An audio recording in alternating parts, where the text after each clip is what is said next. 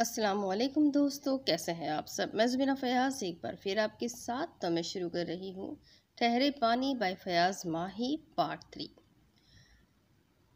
नवाजिश ने गेट पर बेल दी तो चौकीदार ने फ़ौरन ऑटोमेटिक गेट खोल दिया। उसने नवाजिश को अपने कैबिन नुमा कमरे में टीवी स्क्रीन पर देख लिया था। वो वसी अरीज लॉन को क्रॉस करता हुआ अज़ीमुश्शान महल की इमारत की जानिब बढ़ने लगा। वो अंदर दाखिल हुआ तो सामने ही उसकी बड़ी सी खूबसूरत पोर्ट्रेट लगी हुई थी। वो कितनी ही देर उसको देखता रहा और वसी हॉल में कीमती सामान को देखता हुआ ऊपर की जानिब अपने कमरे की तरफ बढ़ने के लिए उसने पहले ही सीढ़ी पर पाँव रखा तो बाप की आवाज़ सुनकर वो रुक गया। नवाजिश, उसके नाम ने ही अब उसे अपने कदम रोकने पर मजबूर कर दिया था। वो आहिस्तगी से मुड़ा और सामने खड़े हुए अपने बाप फैज़ान अली को देखते हुए बोला, जी डैडी। उसका लहजा सुलझा हुआ था। वो मंझा हुआ और संजीदा नौजवान था। वो माँ बाप का एहतराम करना जानता था। कैसे हो बेटा? फैज़ान अली का लहजा मिठास से भरपूर था। नवाजिश मुतासिर हुए बगैर ना रह सका। वो पहली सीढ़ी से ही उतरता हुआ फैज़ान अली के सामने नज़र झुकाए खड़ा हो गया। फैज़ान अली ने उसकी तरफ गौर से देखा और उसके कंधे पर हाथ रखता हुआ कहने लगा, नवाजिश, मेरा बहुत दिल चाहता था कि मैं तुमसे मिलूं। आप कैसे हैं डैडी? वो भी बोला तो फैज़ान की आंखें चमकने लगी। उसने आगे बढ़कर नवाजिश को गले लगा लिया। तुम्हें कोई तकलीफ़ तो नहीं इस घर में, इस शहर में, इस मुल्क में किसी चीज़ की कमी? मुझे बताओ बेटा, मुझे बताओ। फैज़ान अली की आवाज़ भर्रा गई तो नवाज़िश ठंडी आह भरता हुआ आहिस्तगी से उससे अलग हुआ और उसकी आंखों में देखता हुआ सर झुकाकर बोला, पैसा, दौलत, इज़्ज़त और अजीम शान महल मेरी इस कमी को पूरा नहीं कर सकते जो तकदीर में मुझ में रखी है। मुझे कुदरत से कोई शिकवा नहीं है डैड। मम्मा कैसी है? अच्छी है, तुम्हें बहुत मिस करती है। वो होठों पर तल मुस्कान सजाता हुआ बोला, और भाई बहन वो भी मुझे इतना ही मिस करते हैं जितना कि आप और मम्मा? फैज़ान अली को उसके सवाल ने हिला कर रख दिया था। मुझे आज शाम ही वापस जाना है। मुझे मिस कर रहे थे, इतनी दूर इतना सफ़र तय करके आए। क्या मेरे साथ खाना खाना पसंद करेंगे? नवाजिश की आवाज़ भर्राई तो उसने मुंह दूसरी तरफ फेर लिया तो फैज़ान अली ने उसके कदादम पोर्ट्रेट की तरफ देखा और ठंडी आह भरता हुआ उसके सामने जाकर खड़ा हो गया। मुझे मालूम है कि तुम बहुत अच्छे कुक हो। उसके होठों पर मुस्कान देकर नवाजिश की आंखें बरसने लगी। ये वही फैज़ान अली था जो फैज़ान ग्रुप ऑफ इंडस्ट्री का मालिक और चेयरमैन था। उसकी कई मुल्कों में कारोबारी एजेंसियां थी। वह हर मुल्क में साल बाद सालाना हिसाब किताब चेक करने जाता था, मगर आज वो खुसूसी तौर पर अपने बड़े बेटे नवाजिश फैज़ान से मिलने आया था। उसके इस तरह चले आने से कितने लाखों का कारोबारी नुकसान हुआ था ये फैज़ान अली जानता था, मगर उसको इस बात की परवाह न थी। वो नवाजिश के होठों पर हंसी देखने का मुतलाशी था। ये वही फैज़ान अली था जिसकी फर्म में कभी गुलरेज मुलाजमत किया करता था और उसने अपनी बे औलाद और बांझ बीवी महपारा के लिए गुलरेज से उसका पहला बच्चा खरीदने की सौदेबाजी की थी। वो पहला बच्चा कौन और कब और अब कहाँ था, इस बात का राज आज भी फैज़ान अली ने अपने सीने में छुपा कर रखा हुआ था। दूसरी तरफ सच्ची बात है, नुकसान बहुत कम मगर फ़ायदा बहुत होता है प्यारे। नवाजिश ने उसकी तरफ गुस्से से देखा तो वो ढीठ बनकर मुस्कुराने लगा। मैं तो अब भी कहता हूँ चुपचाप हमें ज्वाइन कर लो, मज़े में रहोगे। नवाजिश ने शर्ट का कोना ऊपर करके उसको पैंट की बेल्ट के साथ लगा हुआ रिवॉल्वर दिखाया तो उसकी हंसी मिनटों में काफूर हो गई। वो हैवी बाइक को रेस देता हुआ वहां से 9-11 हो गया। अब अगर सामने आया तो वापस नहीं जाएगा। नवाज ने रिवॉल्वर निकाल कर इधर उधर देखा तो उसको चंद गज दूर बच्चे खेलते नजर आए। उसने एक बच्चे को पास बुलाकर रिवॉल्वर का ट्रिगर दबाया तो उसमें से पानी निकलकर बच्चे के चेहरे को भिगोने लगा तो वह हंसता हुआ भागने लगा, मगर नवाजिश ने आवाज़ देकर खिलौना रिवॉल्वर उसे दे दिया। वो फैज़ान अली को गेट पर सी ऑफ करने के बाद चौकीदार को बताया था कि वो वॉक करके 1 घंटे तक आ जाएगा। वो सड़क किनारे चलता हुआ जा रहा था कि एक लोफर मोटरसाइकिल सवार ने उसको तंग करना शुरू कर दिया, मगर नवाजिश के पास खिलौना पिस्तौल देखकर वो भाग खड़ा हुआ था।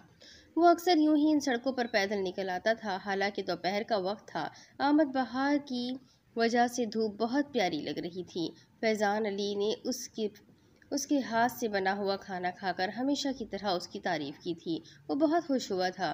कभी कभार महापारा भी उसे फ़ोन कर लिया करती थी, मगर उनके रवैये और लबो लहजे उनके प्यार भरे अंदाज की चुगली खाता था। नवाजिश को आज इंग्लैंड से आए हुए 3 साल हो गए थे, मगर वो ये ना जान सका था कि वो फैज़ान अली और महापारा से दोबारा मिलने क्यों नहीं गया। हालांकि उसको आने जाने में कोई प्रॉब्लम या वीज़ा मसाइल भी ना थे। अगर उसने इन 3 सालों में उनसे मिलने की ख्वाहिश जाहिर ना की थी, तो उनकी तरफ से भी कोई ऐसी ख्वाहिश ना थी कि नवाजिश उनसे आकर मिल जाए या फिर वो उससे मिलने आ रहे हैं। उसने अपने आसपास 5-6 मोटरसाइकिलों की आवाज़ सुनी तो वो घबरा गया। उसने चौंक कर मोटरसाइकिल सवारों को पहचानना चाहा, तो वो उस सवार को पहचान गया जो अभी अभी रिवॉल्वर से डरकर भागा था। मगर वो अपने 5-6 साथियों को साथ ले आया था और उनके इरादे भी काफ़ी खतरनाक लग रहे थे। वो होठों पर जबान फेरने लगा तो सभी ने मोटरसाइकिलों को उसके इर्द गिर्द दायरा बनाकर खड़ा कर दिया। उनकी बाइक्स स्टार्ट ही थी। उनमें से एक नीचे उतरा और उसने नवाजिश को गिरेबान से पकड़कर अपनी तरफ खींचा तो वो झटका खाता हुआ संभल न पाया और उस लोफर के पाँव में गिर गया। वो कह कहे लगाकर हंसने लगा। मैं तुम्हारे सामने हाथ जोड़ता हूँ, प्लीज़ मुझे जाने दो। नवाजिश आजिज़ी से बोला तो वो मज़ीद ऊंची आवाज़ में कह कहे लगाने लगा। अबे हरामी, निकाल वो रिवॉल्वर। नवाजिश समझ गया कि भागने वाले ने उन सब को रिवॉल्वर के बारे में सब कुछ बता दिया है। मेरे पास तो कोई रिवॉल्वर नहीं है, आप लोग मेरी तलाशी ले सकते हैं। उसने अपनी शर्ट ऊपर करते हुए कहा तो एक ज़ोरदार थप्पड़ ने उसका मुंह दूसरी तरफ कर दिया। उसका चेहरा गुस्से और नफरत से भर सुर्ख हो गया था। उन लोगों की लड़ाई का मंजर देखकर उनके आसपास लोग जमा होना शुरू हो गए थे। बेइज्जती का शिद्दत से एहसास जागा तो नवाजिश ने थप्पड़ मारने वाले को गिरेबान से पकड़ लिया और जोरदार झटका दिया तो वह अपने ही जोर में लड़खड़ाता हुआ आगे की जानिब दूर तक गिरता चला गया। इसके बाकी साथियों को अपनी बेइज्जती की और सबकी महसूस हुई तो फिर बाकी भी मोटरसाइकिलों से नीचे उतर आए। फिर तो वहाँ जंग पलासी जैसा मकाम बन गया। लोग इधर उधर भाग गए मगर नवाजिश उन सब पर भारी पड़ रहा था। वो कराटे के वार करता और जिम्नास्टिक और मार्शल आर्ट के दाव उन पर आजमा रहा था। उन 5 गुंडों को उसने 10 मिनट में अपनी मोटरसाइकिलें छोड़कर भागने पर मजबूर कर दिया था। पुलिस की गाड़ी का हॉटर सुनकर वो भी एक पतली सी गली में घुस गया। ये पहला मौका होगा कि पुलिस के हाथ कुछ भी नहीं आया होगा। वो उन लोगों के बारे में कुछ भी नहीं जानता था मगर ये ज़रूर जानता था कि उनमें से एक हिजड़ा था। वो उसे अपने साथ मिलाने के लिए जोर डाल रहा था। उसको ये इल्म ना होगा कि जिस नवाजिश को वो तीसरी दुनिया समझता है वो फैज़ान ग्रुप ऑफ इंडस्ट्री का मालिक है। मगर इस बात का खुद नवाजिश को भी अदराक न था कि वो इतनी बड़ी इंडस्ट्री या कई मुल्कों में फैले हुए बिजनेस पर अपना हक जताए। अगर जताए भी तो किस तरह। इन छोटे बहन भाई का क्या होगा। सजल ने दूसरी तरफ इन छोटे बहन भाई का क्या होगा, सजल ने टूटे हुए दिल से कहा तो सामने बैठे हुए बड़े भाई अहमर और साहिर एक दूसरे की तरफ देखने लगे। चंद लम्हों की तौकीफ के बाद अहमर बोला, वो तुम्हारा मसला है, हमने कोई इनका ठेका नहीं लिया हुआ। सजल को उस बेरुखी की तौका ज़रूर थी मगर इतनी बेबाकी और वाज़ेह अल्फाज में बेरुखी का इजहार किया जाएगा उसको अपने सगे बड़े भाइयों से तौका ना थी। अहमर भाई वो अभी छोटे हैं, उनकी पढ़ाई के अखराजात और फिर उनकी शादियां भी तो करना है। सजल रूहान सा हो रहा था। हम कुछ नहीं जानते सजल। इस बार साहिर के तल्ख अल्फाज उसके कानों में जहर घोलने लगे। हमने गैराज का सौदा कर दिया है और ये मकान तुम्हारा, शायल और हबीबा का है। वो मुँह खोले साहिर और अहमर की तरफ देखे जा रहा था। उन्होंने बाप की निशानी वो गैराज बेच दिया था जहाँ से कमाई करके बाप ने उनको पढ़ाया लिखाया और उनकी शादियाँ की थी। वो अब छोटे नहीं हैं, उनकी शादियाँ कर दो और फारिग हो जाओ। इनकी शादियाँ? मगर कहाँ से, किस पैसे से? मेरे पास क्या है? सजल की आंखें भरने लगी तो हलक में गोले से फंसने लगे। वो माँ बाप के बाद उन दोनों भाइयों की शक्लें देख रहा था जो उनकी वफात पर सजल को गले लगा कर ये दिलासा दे रहे थे कि वो अब उसके माँ बाप हैं। वो किसी किस्म का फिक्र ना करे वो किसी किस्म का फिक्र ना करे और आज उनके असल रूप देखकर उसका कलेजा मुंह को आ गया था। तुम हबीबा की शादी तय करो, जेवर और फर्नीचर का बंदोबस्त मैं कर दूंगा, साहिर ने कहा तो वह अहमर के मुंह की तरफ देखने लगा। उसकी ज़बान से भी ये फरमान जारी हुआ कि मैं बारात के लिए अच्छे से अच्छे खाने का बंदोबस्त कर दूंगा। आखिर तुमने ये मकान रखा है, तुम भी कुछ करोगे या मुंह ही देखोगे। वो खामोशी से उन दोनों के मुंह देखता रहा जो लाखों रुपए का गैराज हड़प कर गए थे और अब उसकी इश्क शोई के लिए चंद हजार रुपयों का दिलासा दे रहे थे। अश्कशोई के लिए चंद हजार रुपयों का दिलासा दे रहे थे। अच्छा भाई सजल, अहमद और साहिल उठते हुए बोले, हमें ज़रूरी काम है, फिर मुलाकात होगी। वो दोनों दरवाजे से बाहर निकल गए तो सजल उनके गिर्द गिरदे पाको ही देखता रह गया। हबीबा और रशायल का रिश्ता, उनकी शादी, खुद सजल की तालीम और सैकड़ों अखराजात, वो सोच सोच कर पागल हो रहा था। वो बरामदे में लगी हुई हमीदुद्दीन और माजी की तस्वीर के सामने आकर खड़ा हो गया। उन खाली हाथों से क्या करूं? क्यों चले गए आप इतनी जल्दी? अभी तो मुझे आपकी ज़रूरत थी। वो रोने लगा। आंसुओं की लकीरें उसके गालों से बह बहकर उसके शर्ट के कॉलर में जज्ब हो रही थी। इनका क्या करूं, क्या करूं? माँ जी कुछ तो बोलिए। अब्बा जी किसके पास जाओ? मेरी फरियाद कौन सुनेगा? वो तस्वीर के सामने खड़ा रो रहा था। कोई भी उसका पुरसाने हाल न था। सुबह सुबह रशायल और हबीबा के लिए नाश्ता तैयार करके उनको कॉलेजेस भेजना और ख़र्चा भी देना सजल के लिए बड़ी परेशानी बनती जा रही थी। 3-4 दिन इसी तरह गुजर गए तो उसने फ़ोन करके ज़ैनब बाबा को तमाम हालात व वाक़यात से आगाह कर दिया। वो काफ़ी परेशान हो गई। उन्होंने लुकमान से मशवरा करके हबीबा और रशायल के लिए रिश्तों का कहना शुरू कर दिया। रशायल और हबीबा को बड़ी मुश्किलों से मनाया गया था। ज़ैनब बाबा ने फ़ोन पर उनके साथ लंबी लंबी गुफ्तगू की थी। उन दोनों को अपनी पढ़ाई छोड़नी पड़ी। अहमद और साहिल तो रिश्तों की बात करके अपनी जिम्मेदारियों से बरी हो गए थे, मगर ज़ैनब और सजल के लिए ये बहुत तकलीफ़दा दिन थे। वो हर रिश्ता देखने आने वालों की खिदमत करता और दुकानदारों से उधार लेता जा रहा था। हमीदुद्दीन की इज्जत और सजल की शराफत की वजह से उनको किसी ने इनकार ना किया। उसका मकसद था कि उन दोनों की शादियां हो जाए और वो बाइज़्ज़त तौर पर इन फ़राइज़ से सबकदोश हो जाए तो समझेगा कि वालिदैन की मोहब्बत का ज़रा बराबर कर्ज उतारने की कोशिश में कामयाब हो गया है। उसने यूनिवर्सिटी में तमाम बात अपने दोस्त और राजदार नवाजिर से की तो वो उसकी तरफ मुंह खोले देखता रहा। कितनी अफसोसनाक बात है कि इंसान के सबसे हसीन जज्बात भी पैसे से वाबस्ता है। नवाजिर दुख से बोला तो सजल मुस्कान होठों पर सजाए उसकी तरफ देखता रहा। सजल सजल ने उसके मुंह से अपना नाम सुना मगर कुछ न बोला। वो दोनों यूनिवर्सिटी में इस वक्त सड़क पर चलते हुए महज वक्त गुजारी कर रहे थे। मेरी तरफ देखो। नवाजिश ने उसका चेहरा अपने हाथों से ऊपर करके उसकी आंखों में आंखें डालते हुए कहा, सजल मैं तुम्हारे किसी काम आ सकता हूँ तो हुक्म कर यार। वो उसकी तरफ देखने लगा तो सजल को नवाजिश की आंखों में सच्चाई दिखाई दी। उसके चेहरे पर वो परेशानी थी जो सजल के चेहरे पर थी।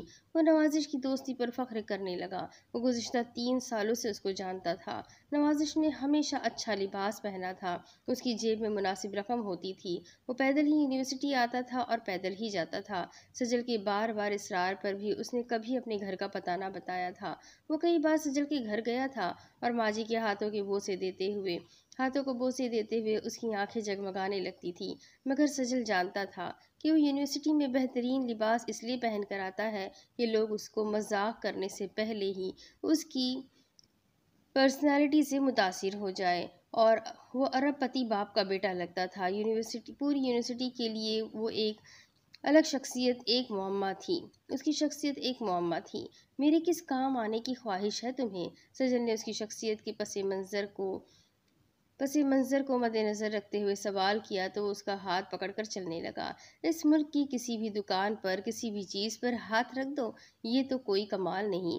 हाथ रखने से वो चीज़ अपनी तो नहीं हो जाती। सजल उसकी बात ना समझ पाया था। उस चीज़ का कितना भी मोल हो मैं तुम पर कुर्बान कर दूंगा। एक बार मुझे आवाज़ तो देकर देखो। उसके जज्बात उसके अल्फाज का पैरहन ओढ़ कर सजल की समातों में रस घोलने लगे थे। पास से एक शानदार गाड़ी गुजरी तो सजल उसकी तरफ मुड़कर देखने लगा। तुम्हारा मतलब है कि अगर मैं इस गाड़ी पर हाथ रख दूं तो ये गाड़ी तुम मुझे खरीद कर तोहफे में दे दोगे? वो कंधे उचकाता हुआ बोला। Of course. सजल कहकहा लगाकर हंसने लगा तो आसपास से गुजरने वाले तुलबा व तालबात उनकी तरफ देखने लगे। कम ऑन यार, मैं आज सुबह काफ़ी उदास था, मगर तुम्हारी बात सुनकर मेरी उदासी खत्म हो गई है। मैं सच कह रहा हूँ सजल। नवाजिश का ठहरा हुआ लहजा सजल के कहकहे को तोड़ गया। उसकी आंखों में सच्चाई ही सच्चाई थी। कितने पैसे चाहिए तुम्हें सजल? रशायल और हबीबा की शादी के लिए? ना कर्ज दो ना लो, ऐसा करने से पैसा तो जाता ही है, मगर अच्छा दोस्त और मुखलिस रिश्ता भी खत्म हो जाता है। सजल की बात सुनकर वो तड़पने लगा था। मैं तुम्हें कर्ज नहीं दूंगा। अच्छा? सजल की अच्छा में तंज नुमाया था। क्या तुम इस मुल्क की सबसे बड़ी industry Faizan group of industry के मालिक हो? सजल ये कहकर आगे आगे चल पड़ा तो नवाजिश ने उसको आवाज़ दी, अगर मैं कहूँ कि मैं इस नामोर इंडस्ट्री का मालिक हूँ तो क्या तुम मान लोगे? सजल ने मुड़े बगैर उल्टा हाथ हिलाते हुए इनकार कर दिया। सजल, मेरी जान भी तुम पर कुर्बान, मैं तुम्हें कैसे यकीन दिलाऊं कि मैं फैज़ान अली का बड़ा बेटा हूँ। वो ये बात वहीं खड़े खड़े कर गया, जबकि सजल उससे कई गज आगे था। वो उसकी आवाज़ ना सुन सका था। अब आगे हबीबा और रशायल का रिश्ता तय हो चुका था। दोनों घराने ही ज़ैनब पापा के जानने वाले थे। लुकमान भाई के अच्छे ताल्लुकात वाले थे। हबीबा के लिए जो लड़का पसंद किया गया था, कराची शहर में उसका अच्छा खासा कपड़े का कारोबार था और लड़का भी अकेला अकेला माँ बाप का बेटा था। अकेला माँ बाप का एक बेटा था। जो लड़की रशायल के लिए मुंतखब की गई थी, वो लोग भी खासे खाते पीते थे। सजल की आधी परेशानी तो दूर हो गई थी, मगर शादी की तारीख तय हो गई तो परेशान रहने लगा था, क्योंकि उसके हाथ तो बिल्कुल खाली थे। साहिर और अहमद ने जो उसको ऑफर्स की थी, वो उनकी तरफ से मुतमईन ना था, क्योंकि वालदीन को बीमारी की हालत में बेसरो सामानी की कैफियत में छोड़कर अपने बीवी बच्चों की परवाह करने वाले इन दोनों भाइयों ने माजी की बीमारी पर 1 रुपया भी खर्च करना गवारा ना किया था। फिर भी सजल ने अहमद को फ़ोन करने का इरादा किया और उसके नंबर प्रेस करके मोबाइल कान को लगाया तो दूसरी तरफ से भाभी समिया ने फ़ोन रिसीव किया। अस्सलाम वालेकुम भाभी। सजल की काफ़ी अरसे बाद भाभी समिया से बात हो रही थी। वो उनसे कम ही बात किया करता था। वो भी रेज़रो रहने वाली औरत थी। उसने कभी भी सजल को देवर ना माना था, बल्कि उसके साथ उनका रवैया नफरत आमेज़ ही रहा था। सजल बोल रहा हूँ भाभी, कैसी है आप? बिल्कुल ठीक हूँ सजल। वो बात को आगे बढ़ाने या फिर अगली बात पूछने की रवादार ना थी। भाभी, अहमद भाई और बच्चे कैसे हैं? सजल का हौसला ना हो रहा था कि वो अपनी परेशानी या अहमद का वादा भाभी को अल्फाज में बयान करे। सजल, तुम्हें मालूम है कि हमारा पल पल कीमती है, काम की बात करो तो बेहतर है। सजल के कान की लोए सुर्ख होने लगी, मगर इस लम्हा खुद को काबू रखना ही बहुत बड़ा मुआरका था। भाभी, हबीबा और रशायल की शादियों के दिन तय हो गए हैं। मैं इसी सिलसिले में अहमद भाई से बात करना चाहता था। उसने डरते डरते अल्फाज अदा कर दिए, मगर दूसरी तरफ से मिलने वाला जवाब उसकी तौक़ा के भी बरअक्स था। अगर अहमद से ही बात करना थी तो फिर मेरा दिमाग क्यों चाट रहे हो स्टूपिड? राब्ता मुंतका हो गया। वो मोबाइल को हाथ में पकड़े देखते ही जा रहा था। उसने 10 मिनट बाद अहमद से फिर बात करना चाही और नंबर मिलाया तो काफ़ी देर तक घंटियां बजने के बाद अहमद की आवाज़ सुनाई दी। सजल, मैं ड्राइव कर रहा हूँ, तुम्हें क्लिनिक पहुँचने के बाद कॉल करूँगा। राब्ता मुनक़ता हो गया था। वो गौर से मकान की हालत को देखने लगा। हबीबा ने चाय का कप उसके सामने रखते हुए कहा, सजल भाई, मैं आपसे कुछ कहना चाहती हूँ। सजल उसकी आंखों में देखता हुआ बोला, कहो, जो भी बात है बिला झिझक कह दो। वो ठंडी सांस भरता हुआ बोला, हबीबा, मैं वालदीन की जगह तो नहीं ले सकता, लेकिन जिस तरह उन्होंने अहमद भाई और साहिर भाई की शादियाँ की है, इंशाअल्लाह तुम दोनों की शादियाँ भी इसी तरह धूमधाम से ज़रूर करूँगा। हबीबा सर झुकाते हुए उसके सामने आ बैठी। भाई, बहुत सी चीज़ें ऐसी होती है जिनको ख़रीदने के लिए मैं आपसे बार बार नहीं कह सकती। उसकी नज़रें झुकी हुई थी, मगर ज़बान से वो अल्फाज अदा नहीं हो पा रहे थे जो एक बेटी अपनी माँ से कह सकती है। सजल ने उठकर उसके सर पर प्यार से हाथ रखा तो दोनों की आंखें भर आई। हबीबा, कितने रुपयों की ज़रूरत है? मुझे बेफिक्र होकर बताओ। तुम्हारा भाई अपना आप बेचकर भी तुम्हारी ख्वाहिशात पूरी करने की कोशिश करेगा। आप ज़ैनब आपस से पूछ ले, वो आपको सब बता देंगी, हबीबा ने कहा और अंदर कमरे की जानिब बढ़ गई। वो माँ बाप की तस्वीरों के सामने जाकर खड़ा हो गया और आंखों से गिले शिकवे आंसुओं की ज़बान से अदा करने लगा। मोबाइल की घंटी ने उसको चौंका दिया। अहमद का नंबर देखकर उसने कॉल रिसीव की। जी अहमद भाई, कैसे हैं आप? वो तो हैरान था कि अहमद भाई ने खुद कैसे वक्त निकाल कर कॉल कर ली। सजल, तुमने अपनी भाभी से बदतमीज़ी क्यों की? नया धमाका था जो सजल को पुर्जों में बदल कर रख गया। मैंने तो उनसे सिर्फ हालचाल पूछा और ये कहा कि मैं हबीबा और रशायल की शादियों की वजह से अहमद भाई से बात करना चाहता हूँ, बस। सजल ने अपनी सफाई में कहा तो दूसरी जानिब से अहमद के कान काफ़ी भरे हुए लग रहे थे। सजल, सजल, क्या वो झूठ बोल रही है? अहमद भाई, मैंने ऐसा कब कहा कि भाभी झूठ बोल रही है? तो इसका मतलब है कि वो सच कह रही है। खैर, कहो क्या बात थी? क्या बात है? अहमद का अंदाज बात ख़त्म करने वाला था। उसका लहजा बता रहा था कि वो सजल से बात करके अपना कीमती वक्त ज़ाया नहीं करना चाहता। अहमद भाई, हबीबा और रशायल के अगले माह शादियां हैं। आपने वादा किया था कि आप, मगर इसकी बात पूरी होने से पहले ही अहमद ने काट दी। सजल, मैंने जब वो वादा किया था तब मेरे पास गैराज के पैसे थे, मगर अब मैं क्लिनिक को अस्पताल बनाने के लिए बिल्डिंग गिराकर वो दोबारा तामीर कर रहा हूँ। देखो सॉरी, तुम्हें खुद ही कोई गेम चलाना पड़ेगी। Okay bye. सजल आगे कुछ भी न सुन पाया था। राब्ता तो काफ़ी देर से मुनक़ता हो चुका था, मगर उसने अच्छी खबर के लिए मोबाइल अभी तक कान से लगा रखा था। क्या कहा अमर भाई ने? रशायल और हबीबा ने गालिबन सजल का अंदाज और दूसरी तरफ तय की जाने वाली बातों को महसूस किया था। ये सवाल रशायल ने किया था। सजल भाई, आप गुलरेज चचा से बात कर लें। वो रशायल की तरफ देखने लगा। रशायल आदमी का बेहतरीन मुताल्ला आदमी है। इसकी ये बात रशायल के सर से गुजर गई। मैं समझा नहीं सजल भाई। अहमद भाई हमारे अपने हैं, अपना खून है। हम सभी एक ही वालिदैन की औलाद है। उन्होंने हर किस्म की इमदाद से ये कहकर इनकार कर दिया कि तुम दोनों उनकी जिम्मेदारी नहीं हो। दोनों बहन भाई एक दूसरे की तरफ देखने लगे। और गुलरेज चचा, वो तो गैर है। उनका और हमारा रिश्ता तो सिर्फ हमसायगी का है। मैं इस रिश्ते को भी टूटता हुआ नहीं देख सकता। आपने साहिर भाई से बात की? हबीबा एक अनजानी उम्मीद से उसकी तरफ देखने लगी। सजल ने नफ़ी में सर हिलाया तो रशायल बोल पड़ा, आप साहिर भाई से तो बात करके देखे। सजल उनकी भोलपन और उम्मीदों पर दिल ही दिल में अफसोस करने लगा। रशायल, उनकी और अहमद भाई की बात एक ही है। मुझे उनसे भी कोई उम्मीद नहीं है। फिर क्या होगा भाई? हबीबा बोली तो सजल उसकी तरफ देखता रह गया। हम शादी से इनकार कर देते हैं? पागल मत बनो। लुकमान भाई और जैनब आपा की इज्जत दाव पर लगा रहे हो?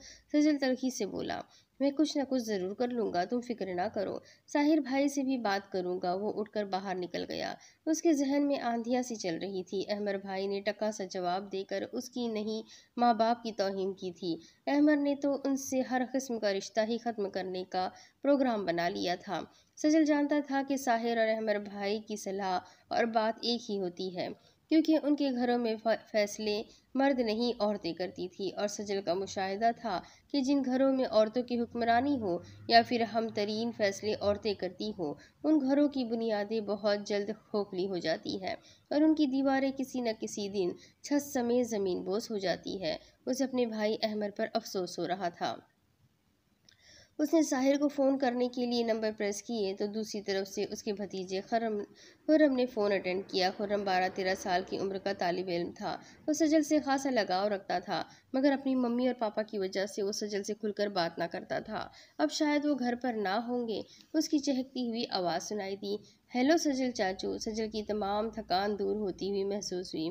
अरे मास्टर, कैसे हो? सजल उसको मास्टर ही कहा करता था क्योंकि वो पैमाना लेकर दीवारों को मारता और पीटता रहता था, और साथ साथ उसका अंदाज बिल्कुल एक सख्त गिर टीचर जैसा होता था। वो भी इस खिताब पर खुश होता हुआ बोला, मैं अच्छा हूँ चाचा, आप कैसे हैं? मैं बिल्कुल ठीक हूँ। तुम्हारी पढ़ाई कैसी जा रही है? सजल काम की बात बाद में करने वाला था। पहले वो मास्टर खुर्रम का इंटरव्यू करके घर के माहौल के बारे में मालूमात लेना चाहता था। चाचा एक बात पूछूं? वो चहकता हुआ बोला, आप पप्पू, हबीबा और रशायल चाचा की शादियां कर रहे हो? सजल हैरान था कि उसको कैसे पता चला। हाँ भाई, इसमें हैरानगी वाली कौन सी बात है? मगर ये बात तो खुफिया थी, तुम्हें किसने बताया? ताया अब्बू ने पापा को बताया। सजल समझ गया कि अहमद ने कॉल करके अपनी बात को साहिर तक भी पहुंचा दिया होगा। अच्छा, अब ये बताओ पापा कहाँ हैं? पापा और मम्मा तो आउटिंग पर गए हैं, लेकिन एक कन्फ्यूज़न छोड़ गए हैं। वो खासा नर्वस हो रहा था। मास्टर और कन्फ्यूज़न का शिकार हो गए हो? खैर बताओ, मैं आपकी परेशानी का हल ढूंढ ही लूँगा। सजल उसको अपने ढप पर ला रहा था। उसकी मासूम आवाज़ सुनाई दी, चाचा मुझे पूरी बात की समझ तो नहीं आई, मगर मैंने मम्मा और पापा को बातें करते हुए सुना है कि। वो खामोश हो गया। पता नहीं जानबूझकर हुआ था या फिर कोई आ गया था। सजल हेलो हेलो कह रहा था। कॉल चल रही थी मगर खुर्रम की आवाज़ नहीं आ रही थी। तकरीबन 2 मिनट बाद उसकी आवाज़ उभरी तो सजल ने शुक्र अदा किया। चाचा, वो गुस्से में पेचुताप खाता हुआ मोबाइल को घूर रहा था। चाचा, वो बाहर आइसक्रीम वाला आ गया था और आपको तो मालूम ही है कि आइसक्रीम मेरी जान है। खुद पर काबू पाता हुआ सजल दांत पीसता हुआ बोला, हाँ हाँ, मुझे इल्म है, मगर तुम कोई बात बताने वाले थे। सजल को तजस्सुस ने सताया हुआ था कि खुर्रम कौन सी बात बता करते हुए साहिर भाई और भाभी को सुन चुका था। इधर से ऐसी आवाज़ आ रही थी जैसे वो साथ साथ आइसक्रीम से भी लुत्फानंदोज़ हो रहा है। चाचा मम्मी ने पापा से कहा था कि अगर उन्होंने आपको यानी सजल को फूफू और रशायल के लिए पैसे दिए तो मम्मी नाराज़ होकर नानू के घर चली जाएगी। पिघला हुआ शीशा जैसे सजल की समातों में उंडेल दिया गया था। फिर पापा ने क्या कहा? सजल को अपनी आवाज़ कुएं से आती महसूस हुई। फिर क्या? पापा खामोश हो गए। मास्टर खुर्रम बोल रहा था, मुझे लगता है कि ताया अब्बू ने ऐसा कहा होगा। फिर खामोशी छा गई और चंद सेकंड बाद फिर खुर्रम की आवाज़ माइक से गूंजने लगी। चाचा, लगता है मम्मा और पापा आ गए हैं, आपकी बात करवाऊं? नहीं, कोई ज़रूरत नहीं, बल्कि उन्हें तुम बताना भी ना कि तुमने मुझसे कोई बातें की है, ओके?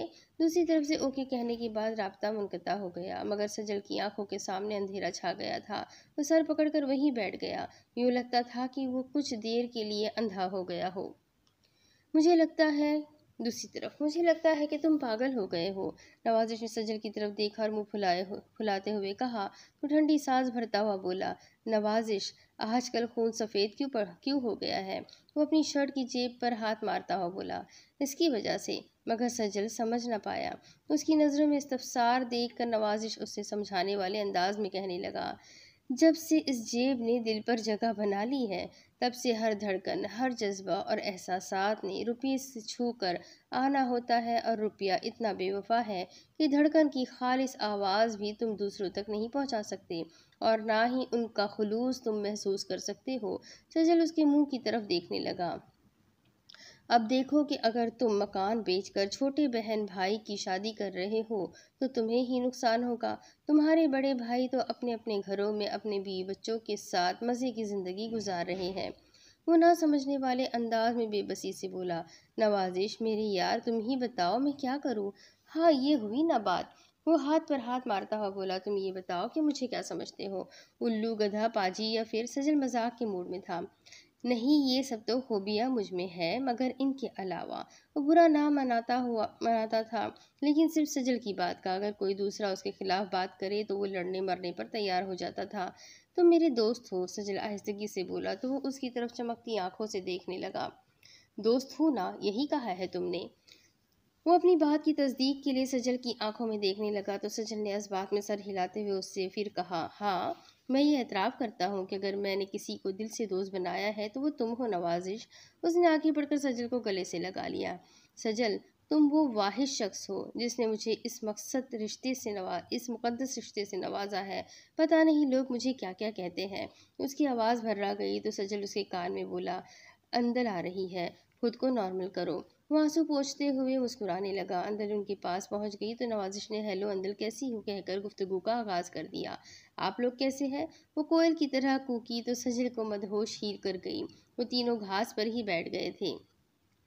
अगर मैं आप लोगों को अपने घर मदऊ करूँ तो आप आएंगे? वो बराह रास्त सजल की आंखों में देखती हुई बोली तो उसके दिल की दुनिया ही उथल पुथल होने लगी थी।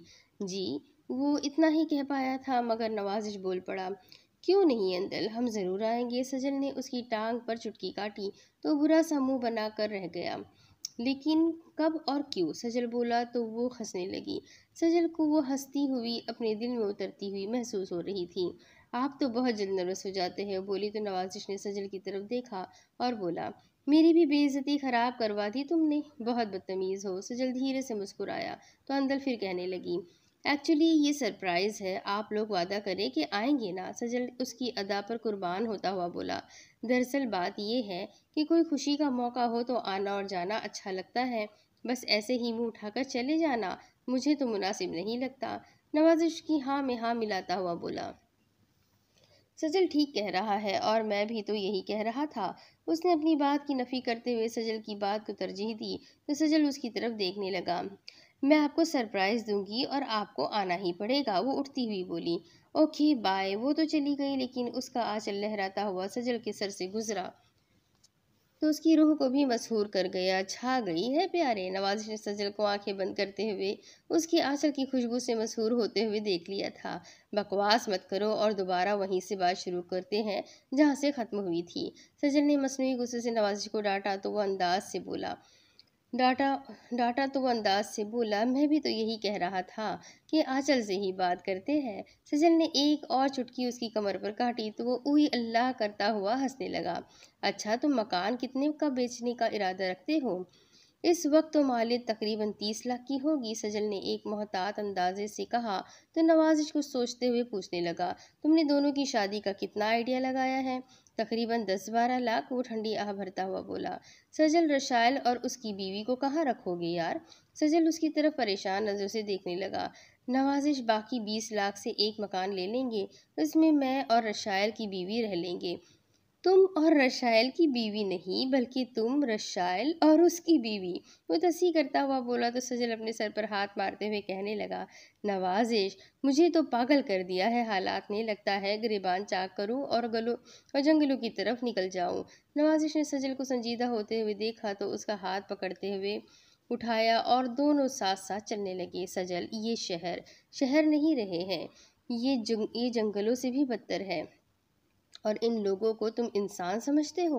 वो अपने इर्द गिर्द तलबा व तालबात को आते जाते और बैठते हुए देखकर कहने लगा, ये लोग दरिंदे हैं, किसी में हवस की दरिंदगी, जिस्म की भूख मिटाने, अपना ही पेट भरने, दूसरा मरता है तो मर जाए, किसी को कोई फर्क नहीं, बस अपनी अपनी दरिंदगी मिटाने के लिए इनको मुनासिब मौका मिलना चाहिए। सजल उसकी तरफ देखे जा रहा था। नवाजिश अपना सांस दुरुस्त करने के लिए रुका तो उसने सजल का खुला हुआ मुंह अपने हाथ से बंद करते हुए मशवरा दिया, रकम का बंदोबस्त जल्दी करना है तो मकान के बाहर बराए फरोख्त का बोर्ड लगवा दो और नीचे अपना नंबर भी लिखवा दो। सजल ने उसके मशवरे पर उसकी तरफ इस्तफहामी अंदाज में देखने लगा तो वो सर पर हाथ मारते हुए झिल्लाए हुए अंदाज में बोला, भैया, जिस किसी ने भी मकान खरीदना होगा वो तुमसे मोबाइल पर राब्ता कर लेगा। अगर तुम्हारा रेट उसकी समझ में आ गया तो उसे बात पक्की करने के लिए बुलवा लेना। इस तरह तुम्हारी वो रकम भी बच जाएगी जो तुम कमीशन एजेंट को देने वाले हो। सजल की समझ में बात आ गई। उसने खुश होकर नवाजिश का मुंह चूम लिया। चल हट कमीने, नवाजिश अपने ही अंदाज पर कह कहा लगाकर हंसने लगा तो सजल को भी अपनी हरकत पर खुफ्त महसूस होने लगी। अगले ही दिन लिखे हुए बोर्ड के मुताबिक किसी खरीदार का फ़ोन आ गया। सजल ने उससे तमाम मामला तय कर लिए। वो शाम को 10 लाख रुपए बयाना के तौर पर लेकर घर पहुंच गया था। उसने सादा कागज़ पर फर्जी सी तहरीर लिखी और इस तरह उसका सौदा 28 लाख रुपए में तय हो गया। बाकी रकम के लिए उसने 4 माह का वक्त मांगा था। सजल को भी ये टाइम दरकार था। उसने हामी भर ली, मगर मोहल्लादारों ने इजहार अफसोस और हमदर्दी के लिए उसके घर में आना जाना शुरू कर दिया था। मोहल्ला के सियाने और पुराने हमसाए नहीं चाहते थे कि सजल हमीदुद्दीन की इस निशानी को फ़रोख्त करें, मगर जब सजल ने अहमर और साहिर के करतूत बताए तो सभी खामोश होकर अपने अपने घर की राह लेते हुए चले गए। शादी के लिए कार्ड की छपाई, उनकी तकसीम और हबीबा के जहेज़ के लिए जो कुछ भी दरकार था, सजल ने हबीबा से मशवरा करके उसकी मर्ज़ी और पसंद की अशिया मंगवा दी थी। रकम सजल के पास थी। उसने दिनों में ही तैयारी शुरू कर दी थी। शादी वाले दिन से 8 दिन कबल ही ज़ैनब आपा और उरूज ने घर में ढोलक बजाने की बजाय सादगी से इस खुशी को मनाने को तरजीह दी थी। ज़ैनब आपा ने अहमद और साहिर की बात सुनकर सजल को दिलासा दिया और माँ बाप की निशानी इस तरह बिक जाने पर दिली अफसोस का इजहार किया था। रशायल की दुल्हन घर आ गई थी और हबीबा की रुखसती ने सबको रुला दिया था।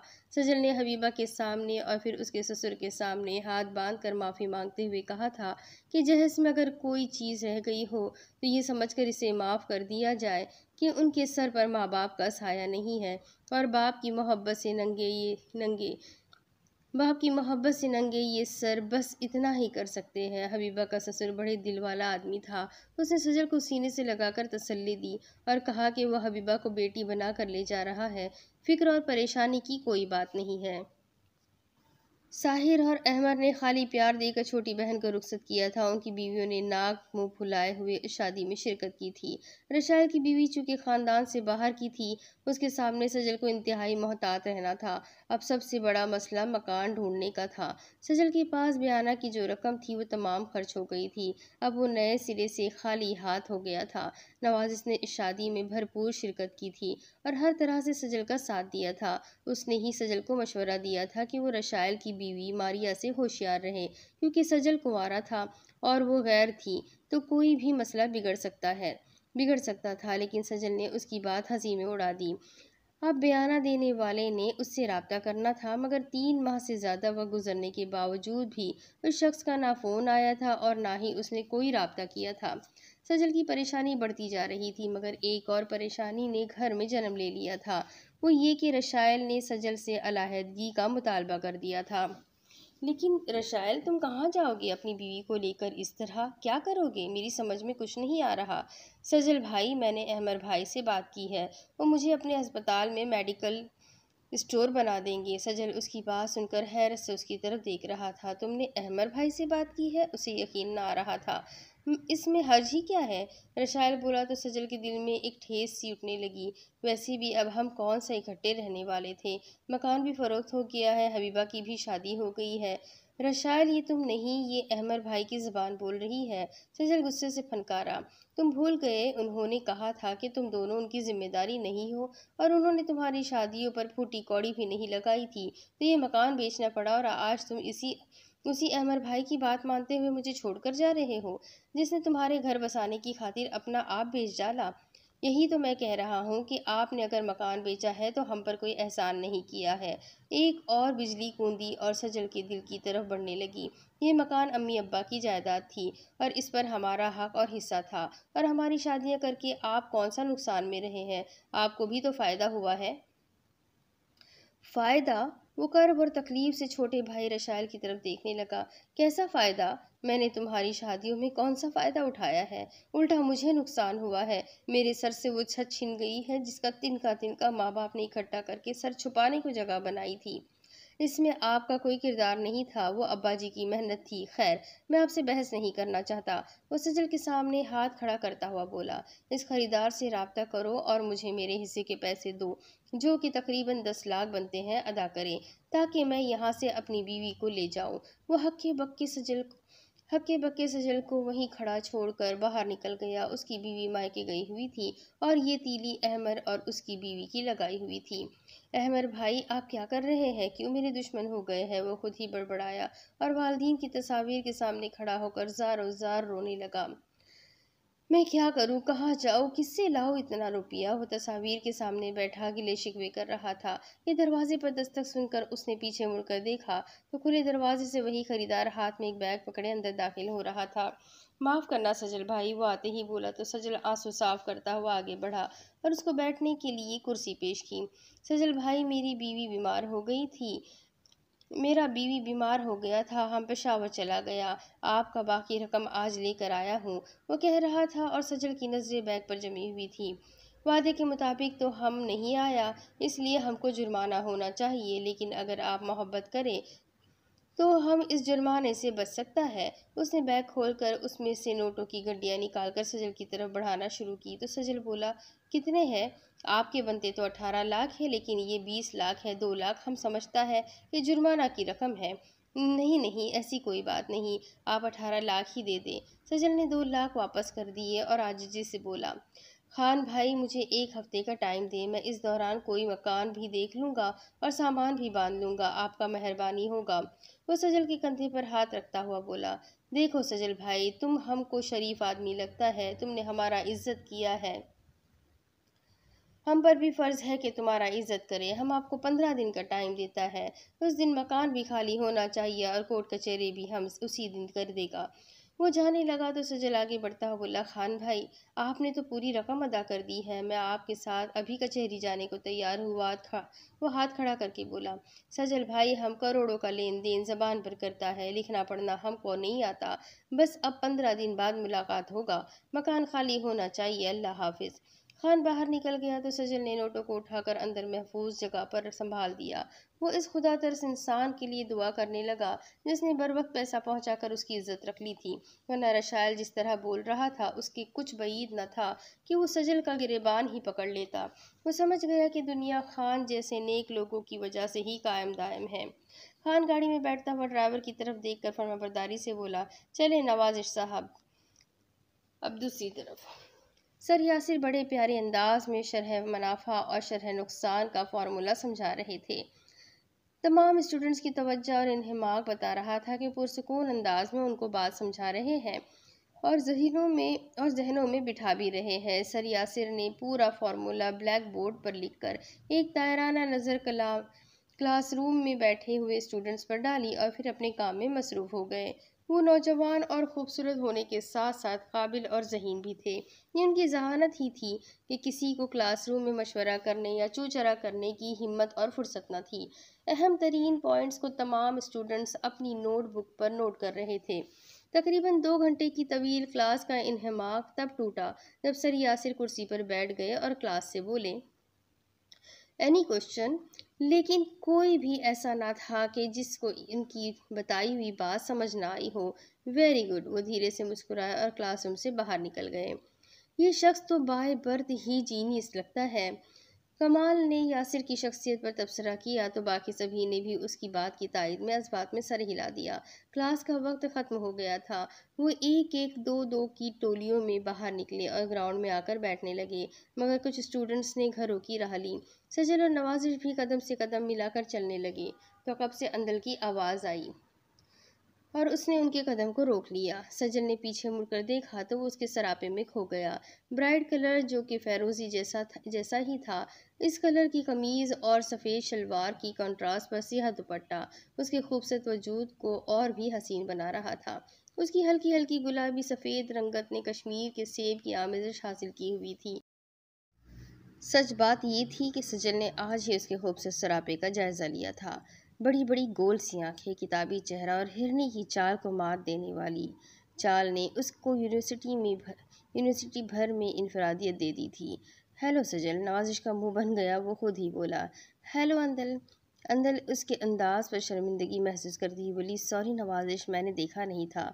उसका ये फिक्रा बता रहा था कि उसने भी आज ही सजल का भरपूर तवाफ़ किया है। नवाजिश खामोश होकर एक तरफ खड़ा हो गया तो सजल मुस्कुराने लगा। अंदल, इतना कड़ियल जवान तुम्हें अपनी जानिब मुतवज्जा करने में किस तरह नाकाम रहा है। ये बराह रास्त नवाजिश पर चोट थी। वो फिर तीनों साथ साथ चलने लगे। I am really very sorry नवाजिश। अंदल ने नवाजिश से भरपूर माजरत की तो वो मुस्कुराने लगा। अंदल, हम लोग क्लास फेलोज़ हैं, दोस्त अच्छे, बेहतरीन और मुखलिस, और जब इतने सारे रिश्ते आपस में हो तो फिर नो सॉरी, नो थैंक्स और नो माजरत। एम आई राइट? उसने खूबसूरत बात की थी। नवाजिश, ये तो मैं मानती हूँ कि तुम्हारा दिल खूबसूरत है। वो सजल की तरफ देखने लगा और थोड़ा सा फूल भी गया। मगर तुम इतनी खूबसूरत बातें भी करते हो, मुझे आज ही पता चला है। वो मुस्कुराने लगा और बोला, अंदल यार, तुम कुछ भूल नहीं रही हो? नवाजिश ने बात की तो सजल भी हैरानगी से उसकी तरफ देखने लगा। नवाजिश, मैं अपने दोस्तों से की गई बात कभी नहीं भूलती। सजल को तो याद भी न था कि वो किस बात की बात कर रहे हैं। वो इस्तफामी अंदाज में दोनों की तरफ बारी बारी देखता जा रहा था। मैंने तुम्हें इसलिए पुकारा कि मैं अपनी बात याद रखती हूँ। उसने सजल की तरफ देखा और रुकती हुई बोली, सजल, कल मैंने लंच का एहतमाम किया है अपने घर में और तुम दोनों इनवाइटेड हो। वो हैरत से उसकी तरफ देखने लगा। मगर ये बात तो गुज़िश्ता 4 माह पुरानी है। उसके जहन से ये बात महू हो गई थी। वो अपनी ही उलझनों में लगा हुआ था। आज अंदल ने उसे दावत दे डाली तो वो हैरान रह गया। मुझे नवाजिश ने बताया था कि तुम, मेरा मतलब है कि आप अपने बहन भाई की शादी में मसरूफ़ हो, तभी मैंने अपना बर्थडे भी लेट कर लिया। उसने अचानक अपना मुंह अपने हाथ से बंद कर लिया। वो गालिबन उस सरप्राइज़ को ज़ाय नहीं करना चाहती थी, या फिर सजल की शख्सियत ही ऐसी थी कि वो सब कुछ भूल जाती थी। बर्थडे? नवाजिश के मुंह से निकला तो वो बात को संभालती हुई बोली, मेरा मतलब था कि मैंने अपना बर्थडे भी चंद दिन पहले ही मनाया है। हालांकि वो उस दिन के 2 दिन बाद बनता था जब आपसे बात की थी। वो अपने तय सजल और नवाजिश को मुतमईन कर सकी थी या नहीं, मगर उसने सुकून की सांस खारिज की थी। मैं तो आ जाऊंगा, इससे पूछ लो। नवाजिश बेरुखी और बेजारी से बोला तो सजल मुस्कुराते हुए उसका कान पकड़कर मरोड़ने लगा। वो उई उई की आवाज़ें निकालता हुआ अदाकारी करने लगा तो अंदर मुस्कुराती हुई बोली, तो फिर डन, तुम लोग कल 3 बजे मेरे घर में लंच पर मेरे साथ शरीक होंगे। वो जाने लगी तो सजल ने उसे पुकारा, अंदल, वो इस प्यार से पुकारने पर वहीं खड़ी हो गई और मोहब्बत भरे अंदाज में सजल की तरफ मुतवज्जा हुई। सजल उसके प्यार भरे अंदाज से एकदम नर्वस हो गया तो नवाजिश की आवाज़ उसकी समाज से टकराई। गई भैंस पानी में। नवाजिश इनसे चंद कदम दूर हट गया न जाने क्यों। वो चाहता था कि सजल और अंदल आपस में बात कर ले। हालांकि कोई भी बात ऐसी ना थी जो नवाजिश के सामने या उसकी मौजूदगी में ना की जा सकती हो। अंदल, मेरा मतलब था कि तुमने यूं ही तकल्लुफ़ किया, लंच की क्या ज़रूरत थी? ये तो फासले कम करने की छोटी सी कोशिश है सजल। वो जाती हुई अंदल को देखता ही रह गया। वो क्या कह गई थी, इसका क्या मतलब था? और फिर सजल से ही क्यों उसने ये अल्फाज कहे थे, आशिक ना मुराद वापस आ जाओ, वो मोड़ मुड़ गई है। नवाजिश के अल्फाज ने उसको चौंका दिया तो वो खिसियानी सी हंसी से उसकी तरफ देखने लगा और वो दोनों ही यूनिवर्सिटी से बाहर निकलते हुए आपस में शर्त लगाने लगे। सजल, मेरा आइडिया है कि अंधल तुम में दिलचस्पी ले रही है, नवाजिश ने कहा तो सजल ने उसकी पसली में एक मुक्का रसीद किया। बकवास बंद करो, खामखा ही किसी की बेटी पर इल्ज़ाम नहीं लगाते। मगर नवाजिश चुप रहने वाला ना था। मैं कहता हूँ शर्त लगा लो, अपना दाया हाथ उसके सामने करता हुआ बोला तो सजल ने ठंडी आ भर के उसके हाथ पर हाथ मारा और बोला, इस मामले में शर्तें नहीं लगाया करते। वो पास ही बेहतरीन कॉफ़ी शॉप में घुस गए। मेरी तरफ से, नवाजिश ने पहले ही कह दिया तो सजल खामोश होकर कुर्सी पर बैठ गया। बेहतरीन और पुरसुकून माहौल में कॉफ़ी शॉप के अंदर हल्की हल्की म्यूज़िक और गुलकार ने अपना ही रंग भर दिया था। छत और एतराफ़ में लगे हुए स्पीकरों से जो शायरी गुलकार की आवाज़ से बयान हो रही थी वो सजल की हकीकी ज़िंदगी की अक्कासी कर रही थी। ज़माने के हवादिस ने क्या क्या से क्या बना दिया, पूजने वालों ने पत्थरों को खुदा बना दिया। सजल की तवज्जो उस गज़ल पर लग गई। गुलकार भी कमाल अदायगी से इन फ़िक्रों को अदा कर रहा था। सजल इस गज़ल में महू हो गया क्योंकि गुलकार के गले का सोज और शायरी का हसीन इम्तिजाज अजीब ही रंग और सुरूर पैदा कर रहा था। मेरी बेकसी पे रोना तुझे ए तकदीर क्यों आता है, तेरी ही इनायतों ने मुझे सबसे जुदा बना दिया। सजल सर हिलाने लगा। वो तो इस लम्हे को दुआएं देने लगा जब नवाजिश ने आते ही ऑर्डर किया और ख़ुद वॉशरूम चला गया, वरना इस गज़ल का मज़ा वो ख़राब कर देता। अपनी बेतुकी बातों से वो माहौल ही ख़राब कर देता। मगर अब सजल इसमें मज़ा और लुत्फ़ महसूस करने लगा था। ज़ौक़ खुल्द में खो बैठा मैं दोज़ख भी मस्तरब था इतना कि दुआ को भी शिकवा बना दिया। मेरी ज़ात तशहीर में शामिल था बोसीदा पेरहन भी, जिन गलियों में राज था कभी उन्हीं का गदा बना दिया। इस आखिरी शेर ने तो सजल के आंसू निकाल दिए थे। ये उसकी ज़िंदगी भर की कहानी थी। किसी ने यकीनन उसको देखकर लिखी थी या फिर उसको परख और जानने के बाद गाई थी। उसे ये भी खबर ना हुई कि नवाजिश आकर उसके सामने वाली कुर्सी पर बैठ गया है और वो हैरत से उसी तरफ देख रहा था जिधर सजल की नज़रें बगैर पल के झपके देखे जा रही थी। मगर वहाँ कुछ न था। वो तब समझा जब सजल ने अपने हाथ की उंगलियों से मेज़ को बजाया तो नवाजिश हंसने लगा। क्यों, खो गए ना? नवाजिश बोला तो सजल ने उसकी तरफ घूरते हुए देखा। इसमें तुम्हारा क्या कमाल है जो क्रेडिट ले रहे हो?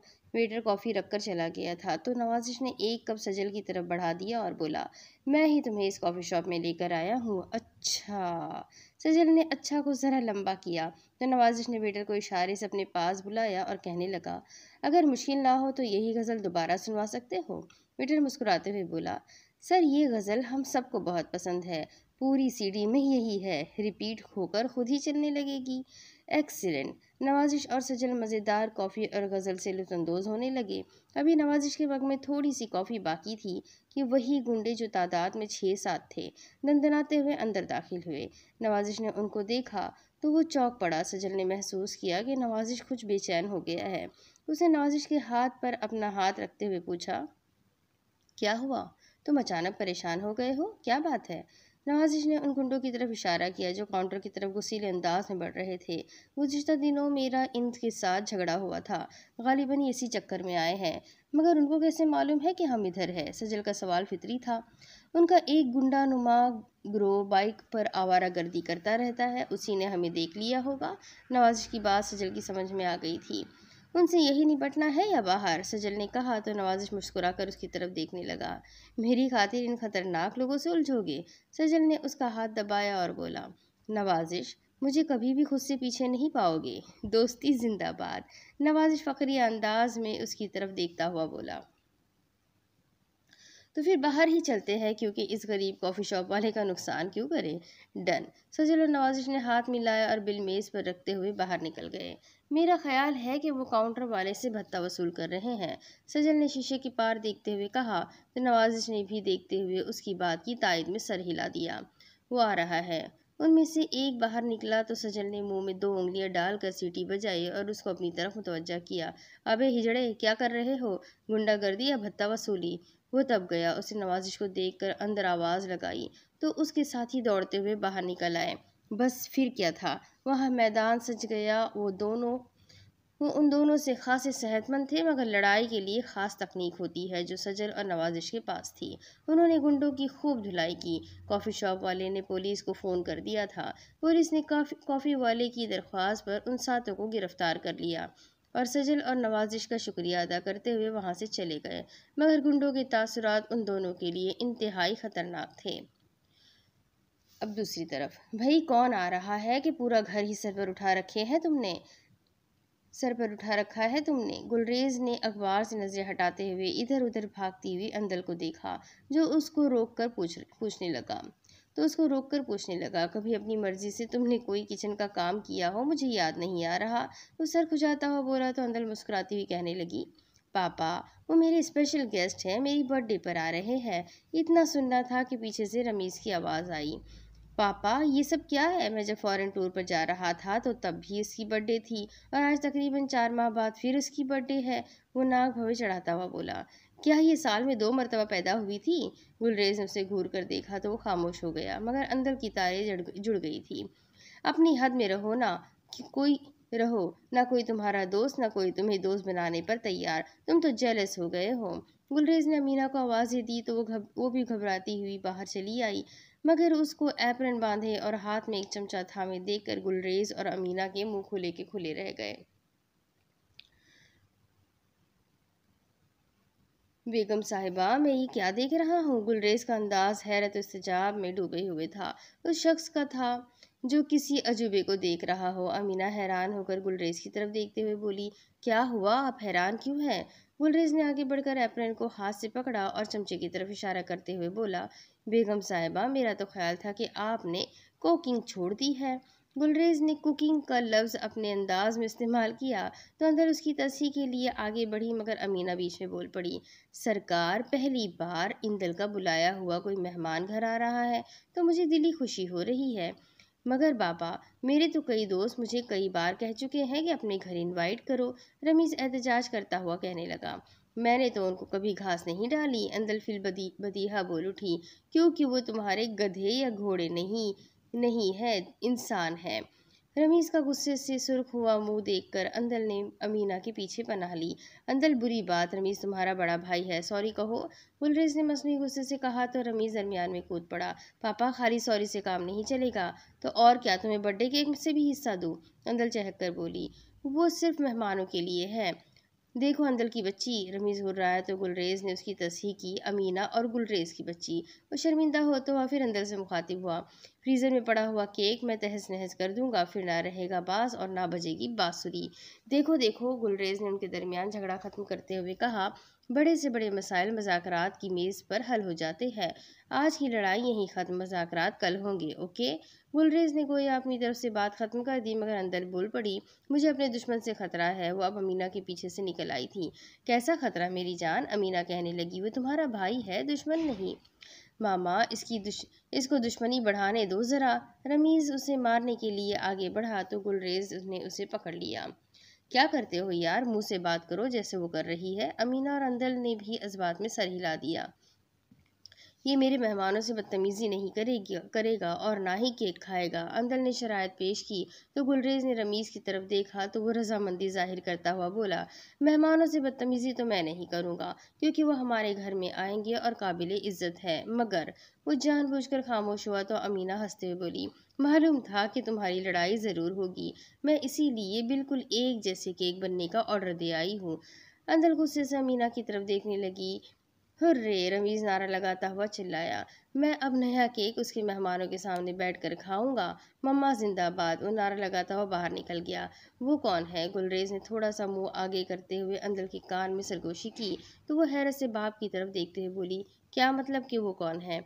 आप खामखा ही अंदल को तंग कर रहे हैं। मेरे साथ किचन में चलिए और सलाद बनाइए। यार मुझे बात तो करने दो, आखिर मैं उसका दोस्त हूँ, दुश्मन थोड़ी हूँ। गुलरेज झिंझलाता हुआ बोला तो अंदल हंसते हुए बोली, पापा वो वही और मेरे क्लास वो दो है और मेरे क्लास फेलोज हैं। सिर्फ क्लास फेलोज? या गुलरेज के होठों पर मुस्कान फैली देखकर अंदल भी कहने लगी, दोस्त भी कह सकते हैं। कह सकते से मुराद, मेरा मतलब है कि बात इससे आगे तो नहीं बढ़ी। आप भी कमाल करते हैं, खामखा ही बच्ची को नर्वस कर रहे हैं। अमीना उसका हाथ पकड़कर किचन में ले गई और सरगोशी से बोली, आप भी कमाल करते हैं, जवान बेटी से इस तरह की गुफ्तगू, आपको शर्म नहीं आती? अमीना ने गुलरेज को डांटने वाले अंदाज में कहा तो वो हंसते हुए बोला, अमीना ये अपना दौर नहीं है जब तुम पर्दे की ओर से लंबा सा घूंघट निकाल कर कहती थी कबूल है कबूल है। गुलरेज और अमीना दोनों ही हंसने लगे तो अंदर ने दरवाजे से गला खंकारते हुए अपनी मौजूदगी का एहसास दिलाया तो वो दोनों खिसियाने होकर हंसने लगे।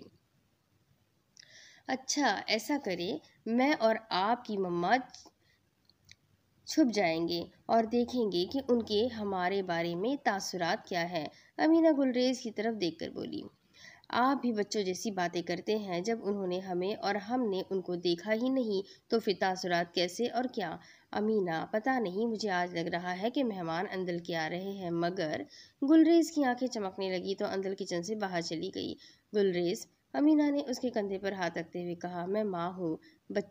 बच्चों को खुशी और दुख में उनकी आंखों से पहचानने की जो कुव्वत और ताकत अल्लाह ने माँ को दी है वो किसी और भी मुखलिस रिश्ते को अता नहीं की। गुलरेज नफ़ी में सर हिलाता हुआ बोला, नहीं अमीना, मैं जो कहना चाहता हूँ तुम समझ नहीं रही हो या फिर समझना नहीं चाहती हो। गुलरेज में जाहिल और अनपढ़ हूँ, मैं समझ नहीं सकती। इंसान के जज्बात और एहसासात का ताल्लुक तालीम या इल्म से नहीं होता। ये तो वो रिश्ते हैं इंसान जिनको कोई भी नाम देने से नहीं कतराता, मसलन मोहब्बत, खुलूस, प्यार वगैरह। गुलरेज क्या कह रहा था इस बात की समझ अमीना को नहीं आ रही थी। तभी तो वो किचन में खाना पकाने में मसरूफ़ हो गई।